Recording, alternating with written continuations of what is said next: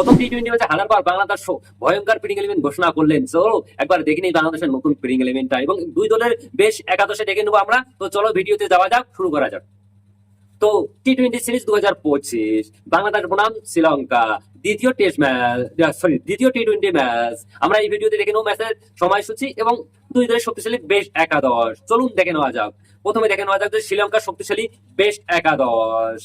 চলুন শুরু করা যাক। নাম্বার 1 রয়েছে মদিনী নিশাঙ্কা, ওপেনিং ব্যাটসম্যান, এবং নাম্বার 2 রয়েছেন Kusal Mendis, opening batsman and wicketkeeper. Number 3 রয়েছেন কুশল পেটেরা, অলরাউন্ড ব্যাটসম্যান, এবং নাম্বার 4 রয়েছেন Kamindu Mendis, batting allrounder. Number 5 রয়েছেন তালিক Asalanka, middle order batsman and captain, এবং নাম্বার 6 রয়েছেন নাসুন সানাঙ্কা, ব্যাটিং অলরাউন্ডার।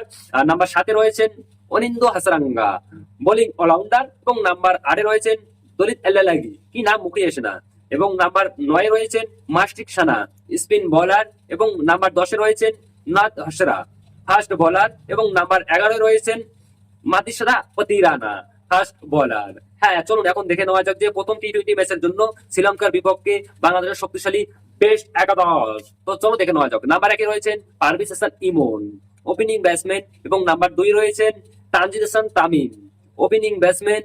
নাম্বার 3 রয়েছেন Liton Kumar Das, allrounder batsman and captain, এবং নাম্বার 4 রয়েছেন Towhid Hridoy, middle order batsman, এবং নাম্বার 5 রয়েছেন Jaker Ali Oni, wicket keeper batsman, এবং নাম্বার 6 রয়েছেন শামীম হাসান পাটোয়ারি, ব্যাটিং অলরাউন্ডার, এবং নাম্বার 7 রয়েছেন শেখ মেহেদী হাসান, বোলিং অলরাউন্ডার, এবং নাম্বার 8 রয়েছেন রেশাদ হোসেন, বোলিং অলরাউন্ডার।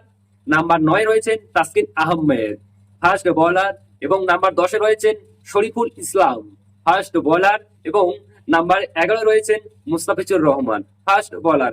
এই দুই দলের ভিতরে কোন দলের একাদশ তুমি বেস্ট বলে মনে করো? তার কারণ ভাই এখন যদি বেস্ট আমি বলতে যাই, তার কারণ এখন বেস্ট বলতে গেলে শ্রীলঙ্কাকে বলতে হবে। তার কারণ আমরা দেখেছি অলরেডি শ্রীলঙ্কার কাছে বাংলাদেশ টেস্ট সিরিজ হেরেছে, ওডিআই সিরিজ হেরেছে, এখন টি-20টা তো অলরেডি একটা শ্রীলঙ্কা জিতে নিয়েছে।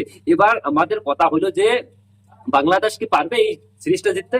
এখন ভাই কিভাবে যেতে? অলরেডি 3.5টা ম্যাচ হবে টি-20 3টে ম্যাচের মধ্যে অলরেডি বাংলাদেশ একটা জিতে নিয়েছে, আর একটা যদি শ্রীলঙ্কা কোনো প্রকার জিতে যায় তো সিরিজ শ্রীলঙ্কার। এবং তোমরা ভাবো যে বাংলাদেশ 154 রানের টার্গেট দিয়ে যদি আশা করে যে না আমি ম্যাচ জিতবো, সেখান থেকে কি হবে যেতে? ভাই কে দেয়? তোমরা বলো যে কে দেয়? 5 উইকেটের লোকসানে 154 রানের টার্গেট কে দেয়? বাকি উইকেট গুলো কি বাড়িতে নিয়ে যাবে বাংলাদেশ শ্রীলঙ্কা থেকে? আমাকে উত্তর দাও তোমরা। এখন তোমরা বাংলাদেশি খানলা আমাদেরকে উত্তর দাও, আমাকে উত্তর দাও যে কিভাবে কি বাকি যে উইকেট গুলো বেঁচে ছিল ওগুলোকে বাড়িতে নিয়ে যাবে? 5 উইকেটের লোকসানে কে ভাই 154 রান টার্গেট দেয়? মিনিমাম যদি রানটা 200 হইতো বা 180 হইতো, সেখানে বলারদেরকে এটা ডিপেন্ড করার চান্স থাকে। এটা টি-20 ক্রিকেট, এটাকে বুঝতে হবে। বাংলাদেশের যে ভাই কি টি-20 খেলতেছে সেটা ওরাই জানে।